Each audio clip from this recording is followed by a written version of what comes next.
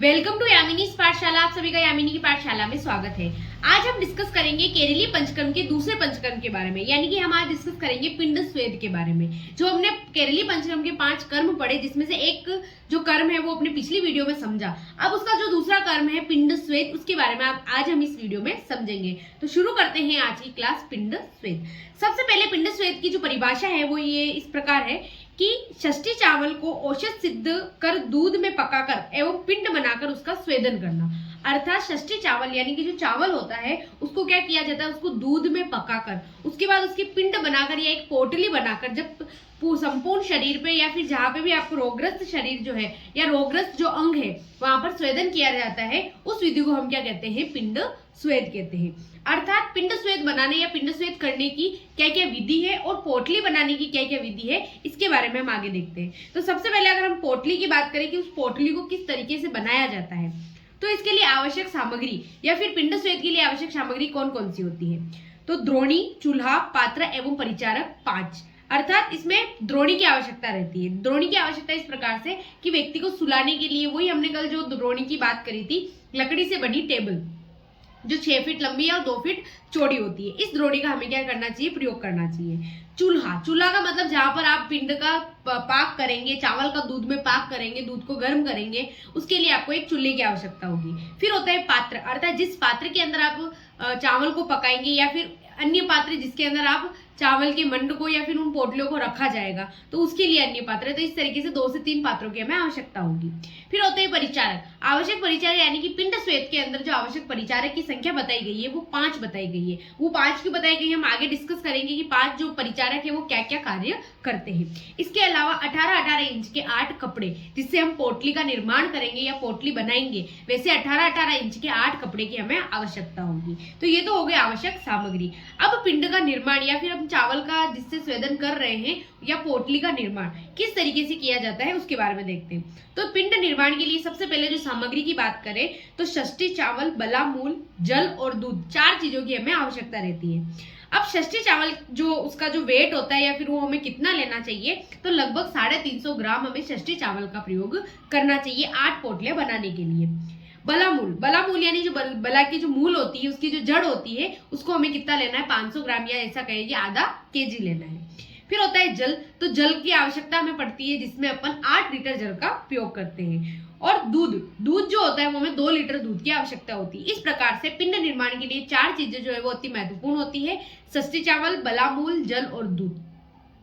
अब इसको किस तरीके से बनाया जाता है, तो सर्वप्रथम बला मूल का चतुर्थांश क्वाथ का निर्माण करते हैं। यानी कि हमारे पास जो बला मूल है उसका जल में डालकर क्या करते हैं, उसका इस तरीके से क्वाथ का बनाते हैं ताकि वो अपने जो सामान्य उसकी जो मात्रा है उसके चतुर्थांश तक रहने तक हम उसका अच्छी तरीके से पाक करते हैं और उसका क्वाथ का निर्माण करते हैं। तत्पश्चात क्वाथ का समान 2 भागों में विभाजित करते हैं। अब क्या करते हैं, जो क्वाथ हमने बनाया है, जो क्वाथ हमें प्राप्त हुआ है, उसका हम 2 भागों में विभाजन करेंगे। एक भाग जो होगा उसके अंदर तो हम क्या करेंगे, दूध मिलाकर चावल का पाक करेंगे।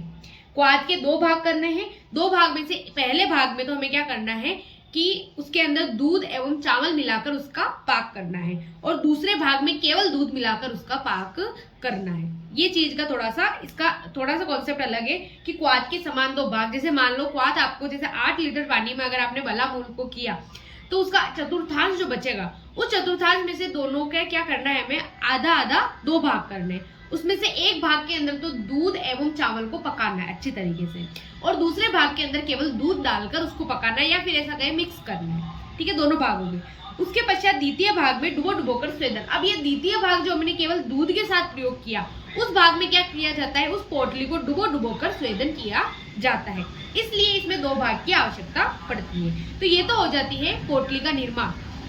ठीक है, अब उस पोटली को अपन किस तरीके से स्वेदन के लिए यूज करेंगे, किस तरीके से स्वेदन किया जाएगा, कौन सी स्थिति में, कौन सी कितनी मात्रा में, कितनी देर तक, ये अपन आगे देखते हैं। तो सर्वप्रथम क्या किया जाता है, रोगी को लंगोट पहनाकर सर्वांग अभ्यंग किया जाता है। अर्थात रोगी को क्या किया जाता है, सर्वांग अभ्यंग किया जाता है। उसके पश्चात आंवलकी का तल धारण कराया जाता है। आंवलकी तल धारण का अर्थ होता है कि हम जब आंवले को पीस कर उसकी एक लुगदी तैयार करते हैं, उसका एक कल्क तैयार करते हैं, उसके बाद अपने सिर पर उस कल्क को अच्छी तरीके से लपेट कर उसके ऊपर केले के पत्ते से ढक देते हैं, ताकि क्या होता है कि जो हम स्वेदन प्रक्रिया जो करते हैं, स्वेदन प्रक्रिया के कारण हमारे शरीर में क्या होती है, गर्मी उत्पन्न होती है, उष्णता उत्पन्न होती है, जिसके कारण सिरा प्रदेश में आंवलकी जो क्या करता है, ठंडक महसूस कराता है, जिसके कारण हमें जो अन्य बीमारियां हैं, भ्रम है या फिर मूर्छा है या फिर हमने गर्मी से होने वाली या उष्णता से होने वाली जो बीमारियां है वो हमें नहीं होती। इसलिए आंवलकी का तल धारण कराया जाता है, क्योंकि जो स्वेदन की प्रक्रिया होती है वो लंबे समय तक चलती है। आगे अब क्या किए जाते हैं, अपन जो 5 परिचारक की बात कर रहे थे, उस 5 परिचारक में से 2 परिचारक जो होते हैं वो वाम एवं दक्षिण कंधे की तरफ खड़े रहते हैं और कंधे से कटी तक क्या करते हैं, स्वेदन करते हैं। यानी 2 परिचारक जो होते हैं वो दोनों ओर, वाम और दक्षिण दोनों ओर खड़े रहकर कंधे से कटी तक, कटी यानी कमर, कंधे से कटी तक क्या करते हैं, स्वेदन करते हैं। अन्य 2 परिचारक होते हैं जो दोनों वापस वाम और दक्षिण प्रदेश में या वाम और दक्षिण तरफ कटी से पांव तक, संपूर्ण पांव के तरफ खड़े रहकर क्या करते हैं, कटी से नीचे तक क्या करते हैं, अच्छी तरीके से स्वेदन करते हैं।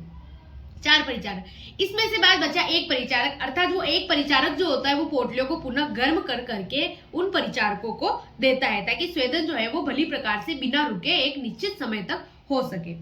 1 परिचारक पोटली को गर्म करके देता है। परिचारक द्वारा अनुलोम दिशा में पोटली को घुमाना चाहिए। अनुलोम दिशा यानी कि जिस तरीके से लोम है उसकी उस दिशा में ही हमें पोटली को घुमाना चाहिए। संधियों पर वर्तुलाकार दिशा में, अर्थात जहां संधियां है, जहां जॉइंट्स है, वहां पर क्या किया जाएगा, वर्तुलाकार दिशा में घुमाया जाता है। अंगों पर दीर्घाकार, अर्थात जो दीर्घ अंग होते हैं, जैसे पृष्ठ हो गया या फिर हम आगे वाला प्रदेश हो गया, उस प्रदेश में क्या करते हैं, हम अच्छे से दीर्घाकार या फिर कहे कि अंगों पर दीर्घाकार जो अंग होते हैं हमने, वहां पे हम प्रतिलोम दिशा में क्या करते हैं, पोटलियों को स्वेदन करते हैं। पोटली रोग पर प्रयोग से पहले तापमान चेक करना चाहिए। इसके अलावा अगर आप पोटली का प्रयोग कर रहे हैं तो पोटली का पहले एक बार आपको रोगी से पूछकर या स्वयं एक बार उसका तापमान चेक कर लेना चाहिए, ताकि उसका पता चले ना तो ज्यादा गर्म होना चाहिए ना ज्यादा ठंडा होना चाहिए। प्रत्येक बार पोटली ठंडी होने पर गर्म से बदलना चाहिए। जो एक परिचारक अपने एक्स्ट्रा है, उस परिचारक के द्वारा जो पोटली आप करते करते जैसे 2 मिनट तक किसी पोटली से आपने स्वेदन किया और स्वेदन करने के बाद वो अपने आप ठंडी हो गई, तो उसको दूसरी पोटली से बदलना चाहिए।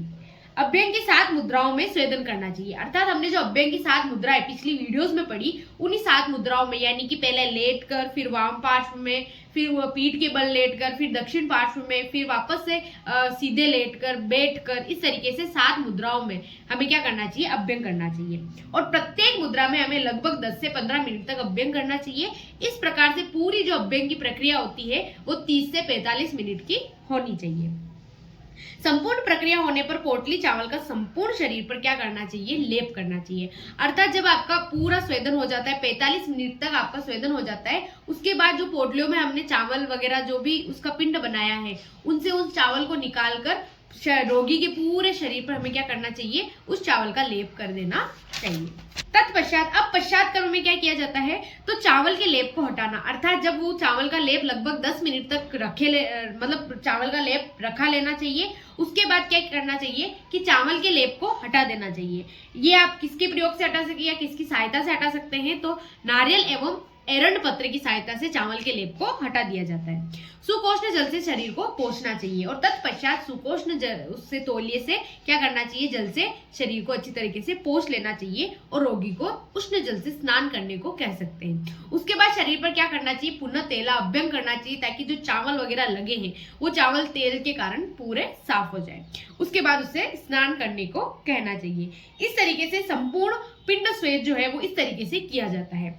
अब ये किन किन रोगों में गुणकारी होता है, ये किन किन रोगों के लिए पिंड स्वेद का प्रयोग किया जाता है, तो सर्वांग शोथ, जब आपके संपूर्ण शरीर पर शोथ उत्पन्न होता है, स्वेलिंग उत्पन्न होती है, उस समय आप पिंड स्वेद का प्रयोग कर सकते हैं। वात व्याधि, वात व्याधि यानी जब आपकी वात से रिलेटेड या वात दोष से उत्पन्न जो व्याधि है, आक्षेप, स्तंभन, मांस क्षय एवं पक्षाघात। पक्षाघात का मतलब होता है जब आप पैरालाइसिस हो जाते हैं, पूरी बॉडी जब पैरालाइसिस हो जाती है, उस स्थिति में हम क्या कर सकते हैं, पिंड स्वेद कर सकते हैं। ठीक है, अब पिंड स्वेद के प्रकार कितने होते हैं, अर्थात पिंड स्वेद जो होता है वो 3 प्रकार का होता है। एक होता है पत्र पिंड स्वेद, दूसरा मांसकीजी और पोड़ीकीजी।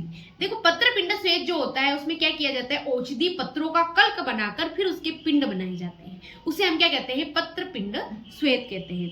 अर्थात पत्रपिंड स्वेद जो होता है उसका प्रयोग संधिवात, एकांगवात, पक्षाघात, शरीर गौरवता, स्तंभन एवं मांसपेशी जड़ता के लिए किसका प्रयोग किया जाता है, पत्रपिंड स्वेद का प्रयोग किया जाता है। इसके अलावा इसमें अगर हम पोटली निर्माण की बात करें तो पत्रपिंड स्वेद में जो पत्र हम इकट्ठे करते हैं या फिर जो भी औषधि पत्र होते हैं उसको क्या किया जाता है, तेल में अच्छी तरीके से पकाया जाता है।